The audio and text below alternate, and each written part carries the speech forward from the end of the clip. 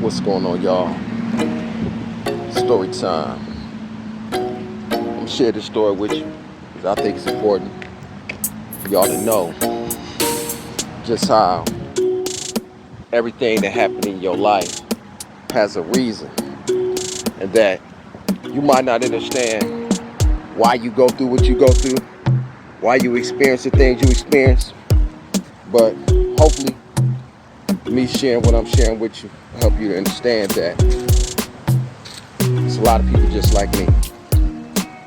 So a lot of y'all didn't know that I was born 2 pounds and 2 ounces, barely living as is. When I was, I'm saying maybe 3 years old, driving with my father when he had closed up from the business that he had owned, and we took over. On the way home, somebody had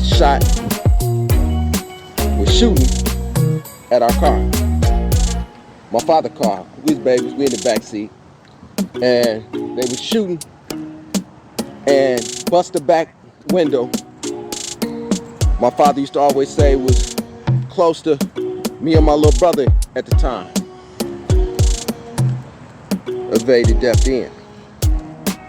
When we was maybe 5 years old, the house caught on fire.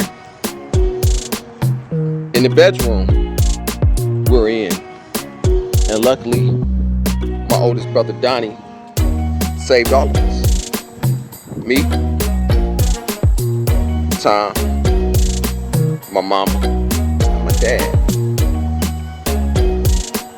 As I grew a little bit older in life, became a little bit more rambunctious. I got incarcerated. But before I was incarcerated, I was poisoned.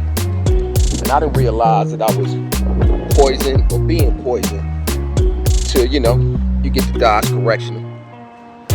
And you go to Dodge Correction, which Dodge Correction was like the Library of Congress in the prison system, where they screen you, they do a psychological analysis, you dig, and they check you for everything. They checked me out, it was like, are you aware that you have poison in your liver? Huh? I said, yeah. You have a large amount of poison in your liver. And I was wondering why I was being sick then. As I went through the system, they gave me some pills, allegedly claiming that I had hypertension or high blood pressure, which I didn't, but that's just what they tell you. I started taking these pills, and all of a sudden, my heart started hurting. My heart started hurting as I was taking these pills. And I didn't know it was the pills at the time, right? So, when you're not knowing, you take them anyway because you think it's good for you. And as I continued to take them, I started to notice, I started to have more issues. They gave me some other pills that I took, and the pills that I took caused me to lose function of my leg. Let me show you. Caused me to lose on my leg. Look, from here all the way on down. Now mind you, I'm coming out my cell, dragging my foot, walking like this here. And a reasonable explanation to why this is happening. My father was like, that the medicine was not good for me. I want to have it documented if anything happened. So they tried to switch that shit up under the rug. They don't want to be acknowledged that the medicine they was giving me, and they kept giving it to me. So something said, throw that away. So I started throwing that medicine away, and I wasn't trying to take no hypertension because I didn't have no issue with my blood pressure. You know what I'm saying? Then they placed me on this when I was in the Supermax.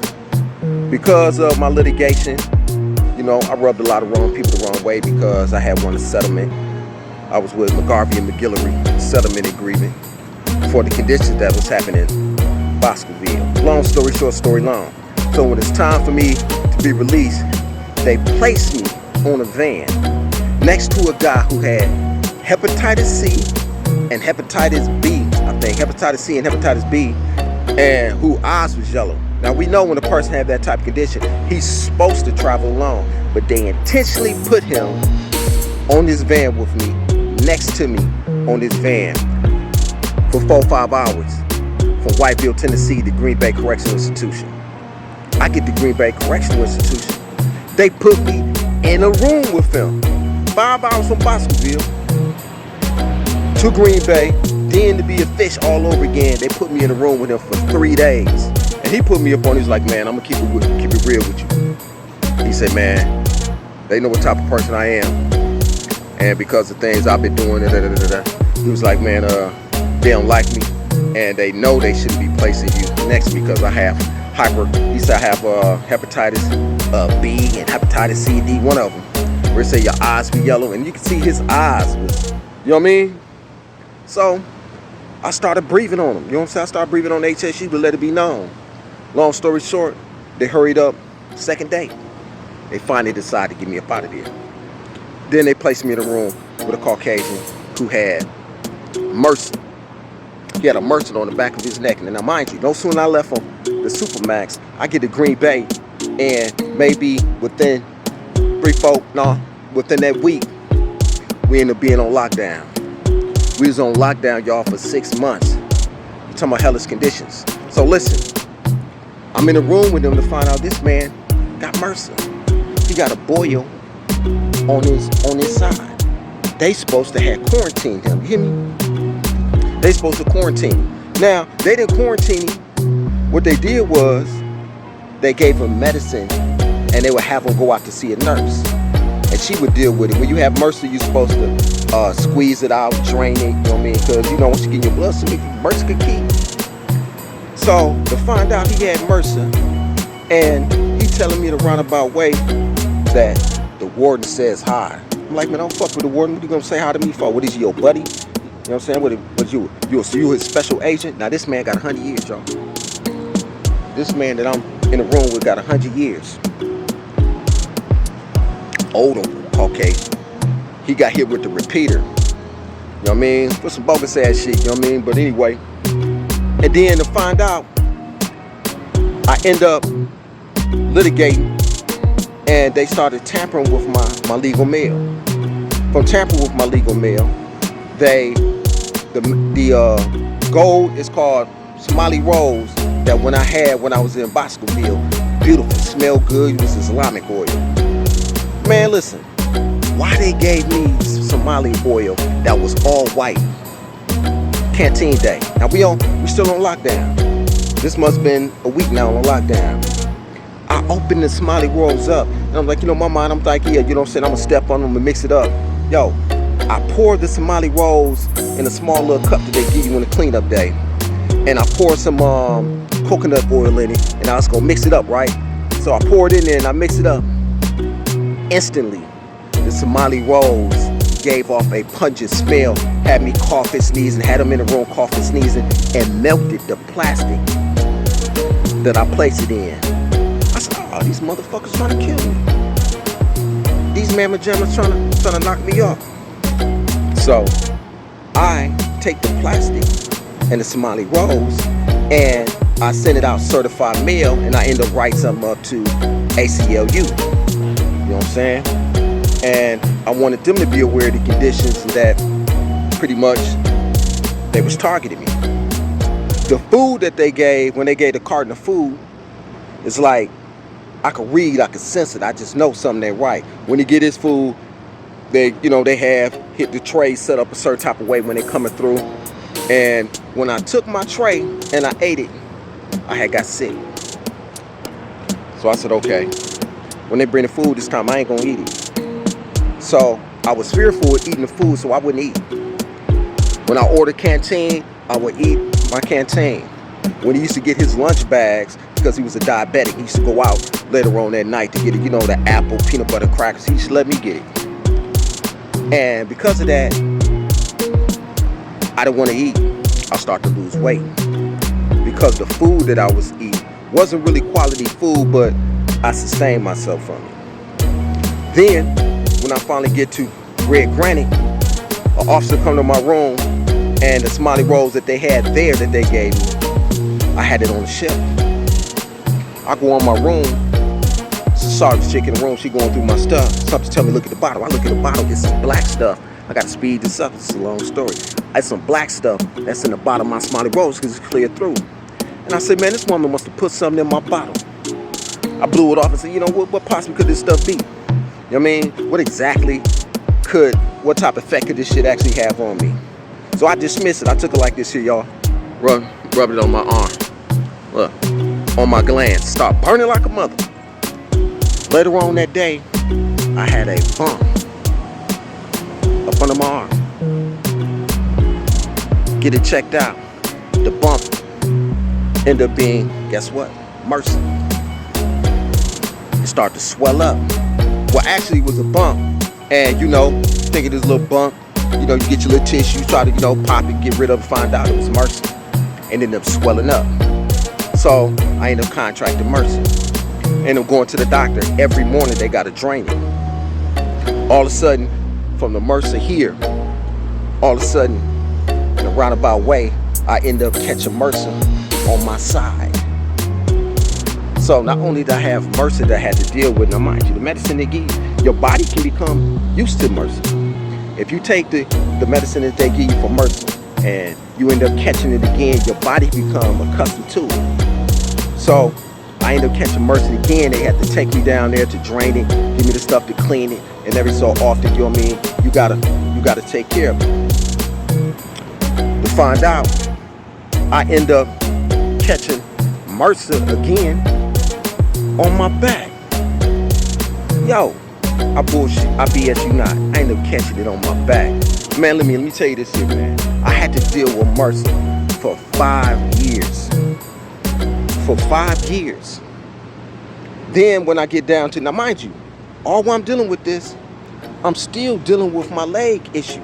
I had to meditate. I had to focus on healing because I was actually losing my leg. I had to force myself to exercise. So I ain't forced myself, I love to exercise, but I had to force myself to make this leg do the things I wanted to do. And I was still having issue with this leg as I transitioned, because I'm speeding all this up. As I tried to transition to get through the system, I continue to have more and more issues. Now, I get down to a minimum. They say, you know, we need to give you a hepatitis C or hepatitis B shot. I said, man, I don't want no shots. I'm good. I don't deal with y'all. I don't deal with it. I'm good. I don't trust what's in it. I don't know what's in it. I'm good. I'm straight. They say, yeah, well, you know, because of you being in this environment and it's prone for people to have or contracted, you know, we think it's best. Now, mind you, it's the nurse and the doctor. They're really trying to convince me to take it. I folded because, you know, they grieve on the risk issues and all that. And I thought about old boy that I was in the room with. I'm saying, you know, maybe I should take it. I take the shot the next motherfreaking day. My whole goddamn side started. I started having pain all through my side, all the way down my leg. The same doggone leg I was trying to get up and moving. Listen, I dealt with that pain and I wrote something up because I was gonna file some litigation. Because I felt like that the medicine they give me has an effect on my body. And I felt like, you know what I mean, that it was something in it. I just wanted to document it. You dig? So I had to deal with all that pain, hurting, getting up, aching, leg didn't want to move. I was dealing with that, man, till I left up out the prison. Then, after that happened, I ended up going to the hole for some incident that happened. I, you know, deviated my route. I was a driver, deviated my route. I wanted to see my daughter. I ain't seen my daughter through my incarceration. Now, mind you, I was richly revocated for 4+. Because of the batteries that I kept catching and the battery that I had caught, I ended up having 5 years plus altogether they end up having. So I go to the hole. I end up getting out the hole, only to go back in the hole again for another battery. The first one was breaking somebody's jaw. The second was breaking another person's jaw. I end up going to the hole and I end up leaving the prison system, the corrections, it was 11/11/11 when I was released from medium. Listen, my clothes, my shoes, my TVs, when it's time for me to leave, I didn't have nothing. All my stuff was mysteriously gone. They stole it. Then I paid, you get your little $500 you save your money up, you better buy you some clothes. I submitted all that to buy some clothes. When it's time for me to leave, they didn't have my clothes. It's winter time. Well, it's cold in the mother and it's snowing out. I got on slippers. I stepped about a prison man in slippers. Only thing I'm carrying that I had with me were boxes of religion material and documentation stuff that I had, that I was a ferocious reader. I was so mad, man. I threw every little religious book I had in the garbage.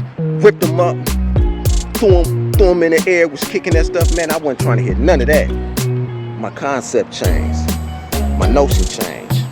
I seen things a little bit different. As time went on, I ended up being poisoned.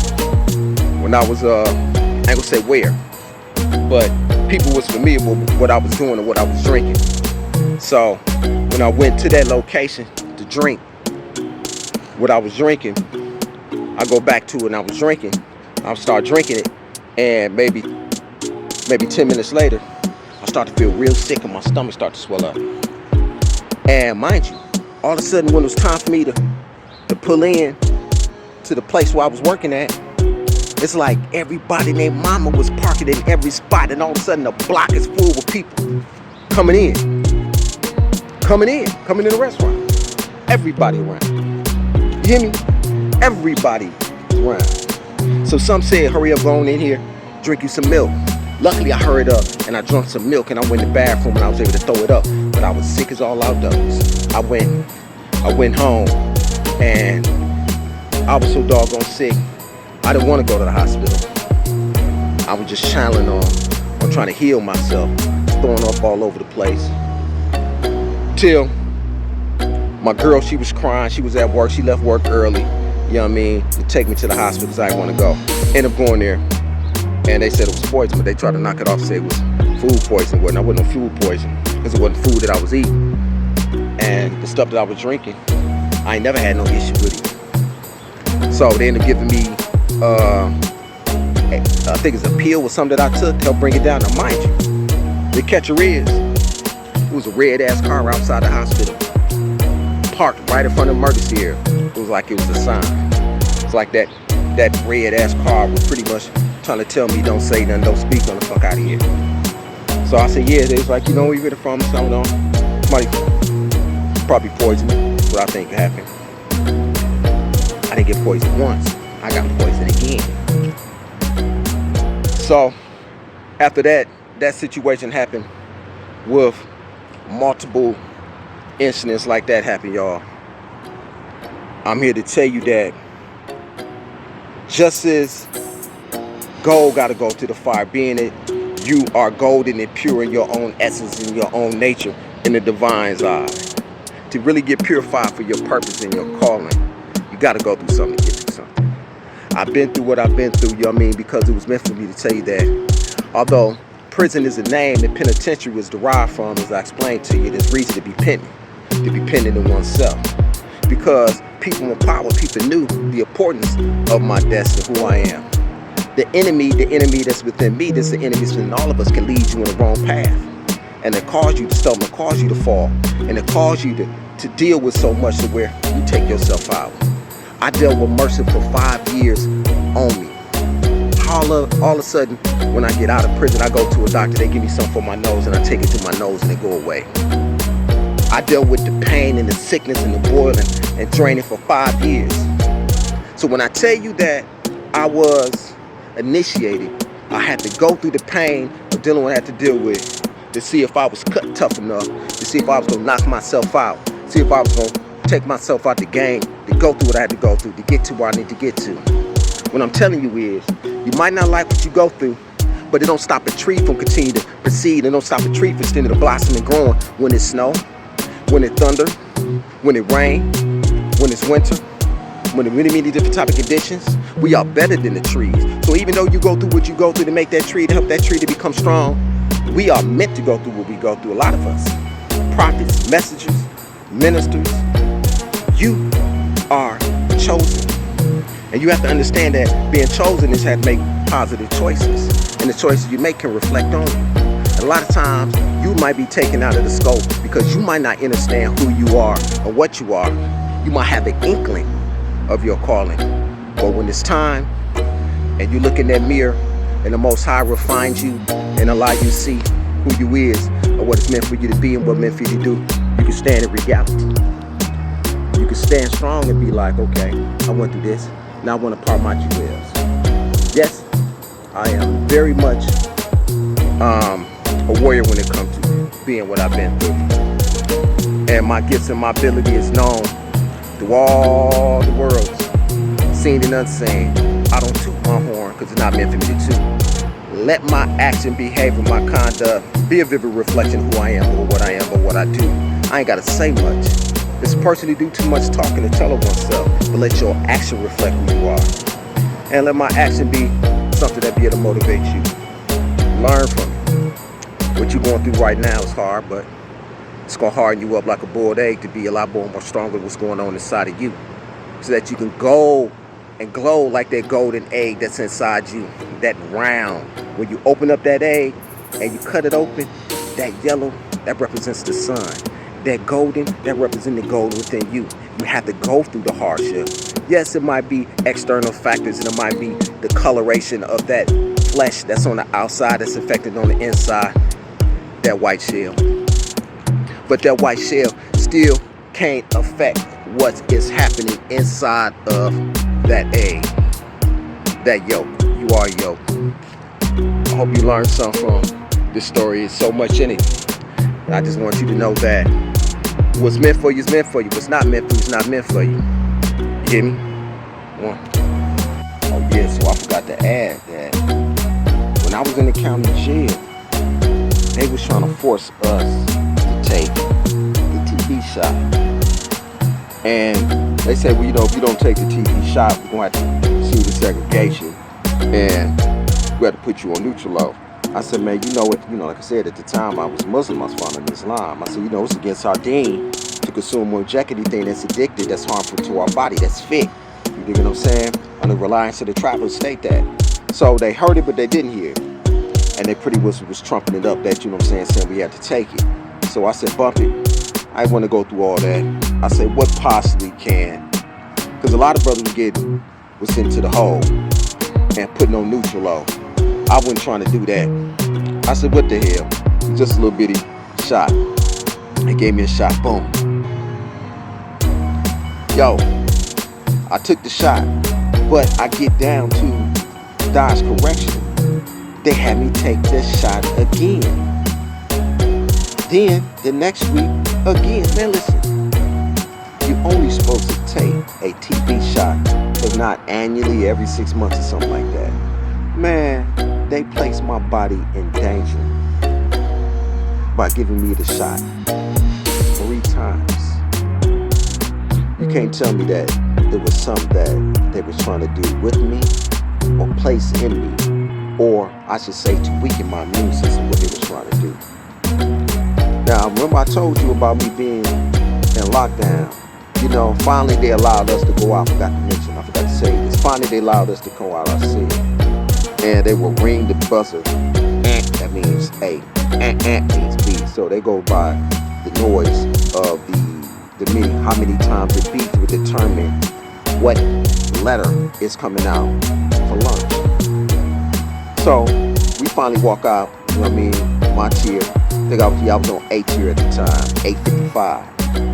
And we walking, going to the lunchroom, and I pay attention. And you could say I'm really military minded and trained because of my affiliation, how I go about doing things, and my past affiliation, I should say.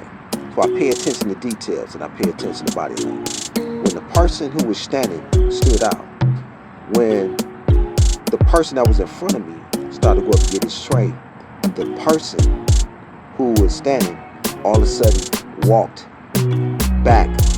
Because at first, you can see whoever giving you food, but during the lockdown, they had the barriers up that you can't see who giving you food.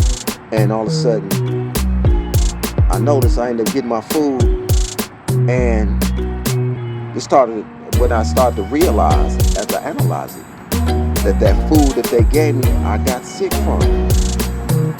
And then the second time is when I really started to pay attention to that person and the codes and the stuff they say when it's time for me to get my tray, that I stopped going to lunch. So not only was the trays, when they was giving it, when we was bringing it through the tiers to the rooms, I didn't eat it. So I wasn't going to lunch, breakfast, or dinner. I didn't want to eat it because I felt like I had a snitch in my room who was going back and giving information to the administration about what I was litigating and how I had something on them, because I think he'd try to do anything to try to get his time brought down low, because he wanted to get up out of there being he had 100 years. And I felt like he wanted to try to have them to search my cell and try to find out where that Somali Rose bottle was that had that poisonous substance in it. I had hit it. And I forgot to tell you that when I put it on my skin or how it burned, I had a cough of the season right. Also, when I had to use the bathroom, it burnt coming out the back end. Man, what kind of mother freaking stuff is that got you burning, coming out, burning, coughing, sneezing? That's some poison ass piss noise. That's just my opinion. So I hid it. I hid it somewhere real deep in the room, and I didn't want nobody to go. So I was trying to protect it. I couldn't leave. I didn't want to leave. It's the reason why I stayed in my room all the time, till I was able to get some litigation back, some feedback from the ALC, the ALAC, ACLU is what I mean. And so, I don't think you really got to him.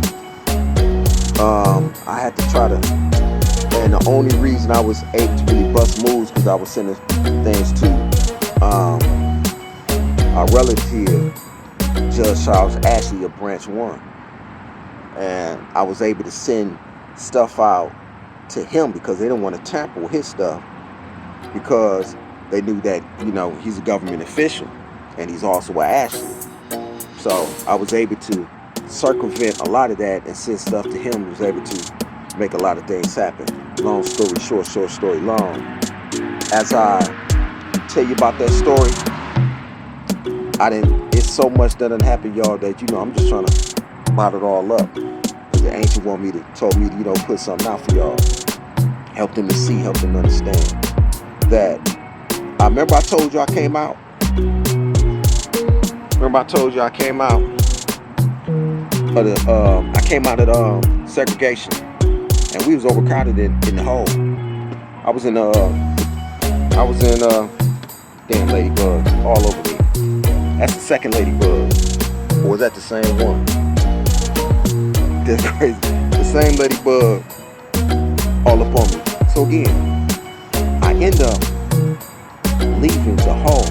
Did all my time, and it was mandatory release day. They supposed to have my fresh outfit, fresh shoes, fresh kick, as I was saying. Remember, I told you I was so mad when I got to the bus station. I end up breaking up, ripping up my books, religious books, all that stuff. I was so mad.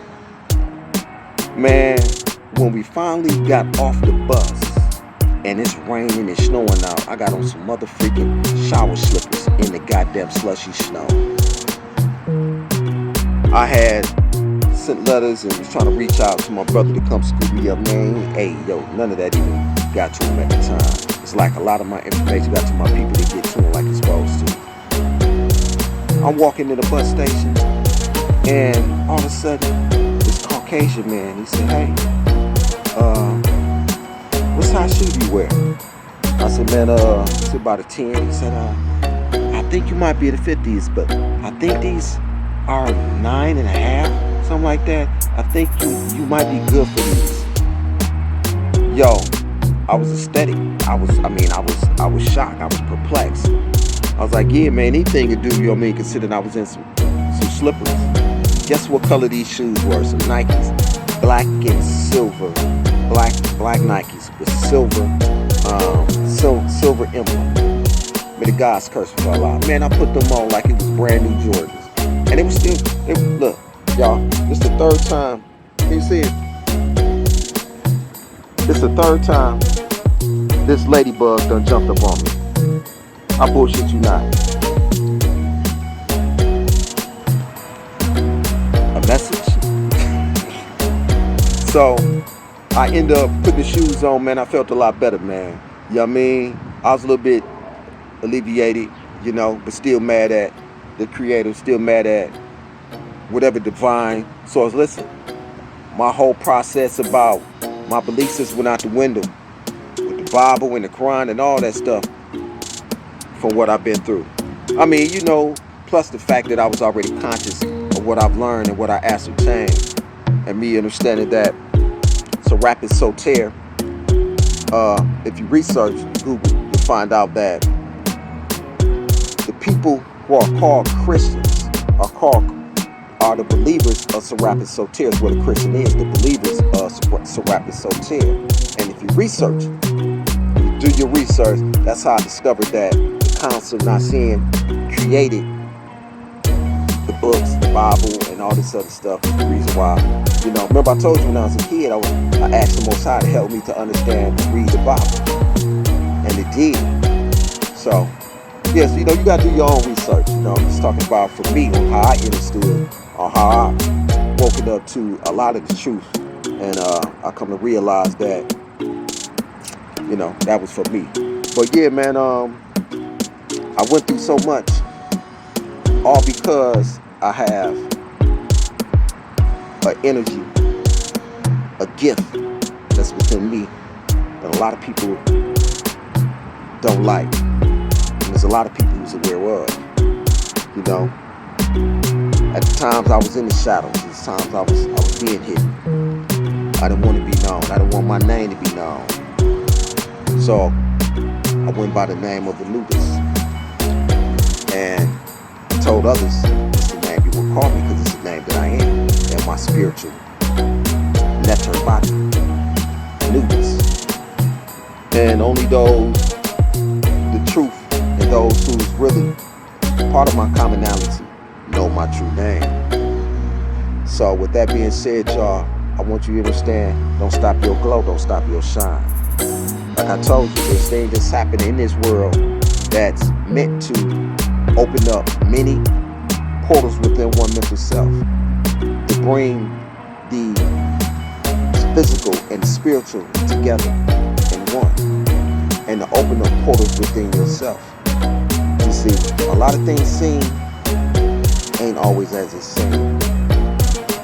So with that being said, we'll talk more, and I'll expound a little bit more with the ancient woman and light you on that. Yeah, I forgot to tell you, I forgot to add that we had a little sister wife that we was dealing with, and to find out I was sick that day, right? I was sick as a dog, and I'm like, man, something ain't right. And I had a dream that was telling me that something was done to my coffee, right? Something said, look on your camera.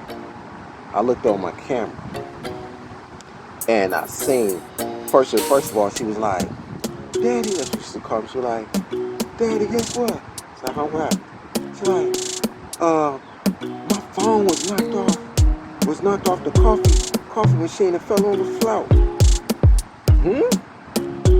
So I looked at the camera, and I noticed she had to make breakfast that morning. And listen, we didn't get into it or nothing that day, none of that, you know. I don't show no favoritism, but at this time, I guess she was a little bit jaded about something. But she had placed her phone on top of the coffee machine, and I had placed that video on TikTok, and I had removed it. It might be still on there or something, but it shows her phone on top of the coffee machine, and it was knocked off the coffee machine on the floor. And she turned around. Look, I'm on my phone. I'm looking at, it's on the camera, it's on the video. I'm sitting on the sofa on my phone, and the ancient ones, or the guides, knocked her phone off the coffee machine that fell on the floor. She turned around. She was like, she paused and she looked at me. Then she reached down and picked up her phone. She was putting, I don't know what it is that she was putting, but she had put something in that coffee. And that same day, we was all staying together. You know, we poly, which means my queen being bi. She like women as much as I like women. But we believe in the old ways. You know, tribe stay together. You know what I mean? Build together, work together. And that's what we was on. That was our thing. It wasn't a sexual thing for us. It just, we like unity, we love family. Yeah, we end up, you know, because of that, and her showing that she was a fabricator, packing stuff up, she had to go in. Ever since then, we've been solo dolo, but we still poly. We in Russia, we find our sister wife. It's gonna happen when it's meant to happen, or how it happened, or if it don't happen at all. But yeah, man, that blew my wig back. Cause I think about that video, that telephone video. If you remember that telephone video with Beyonce, they was talking. She was at the table across from him, and they was talking telepathic to each other at the table. And dude was using her or taking her or mistreating her and didn't value her worth or whatever it is he was, as she said about her honey bun, right? And when he stood up and he left, she poured some poison in his coffee and he ended up drinking it and he ended up dying.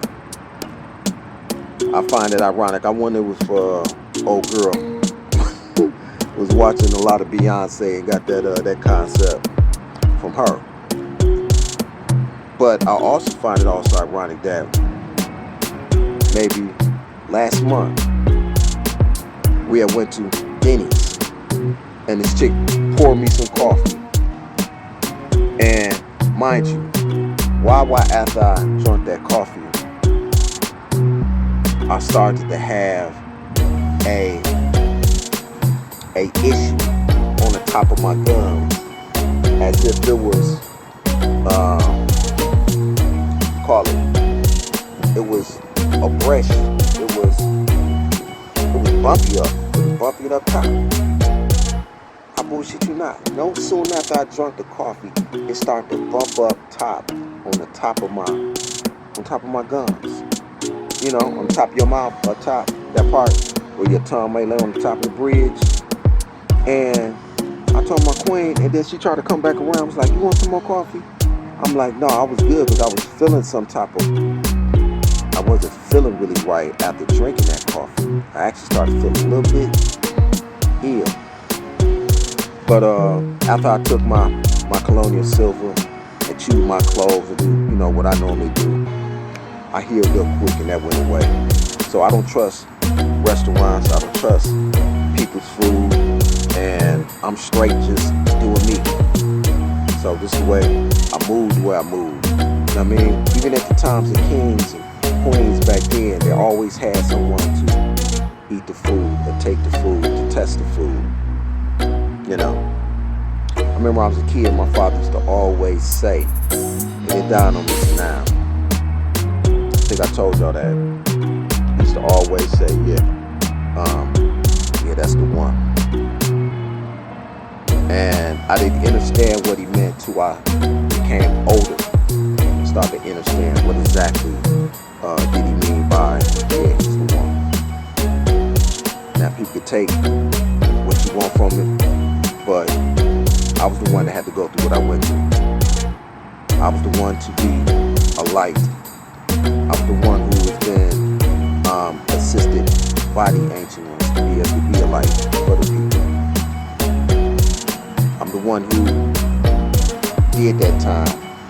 I'm the one to get out now to tell y'all about that time, that it's time for you to stop throwing bricks at the prison, but it's time for you to waking up.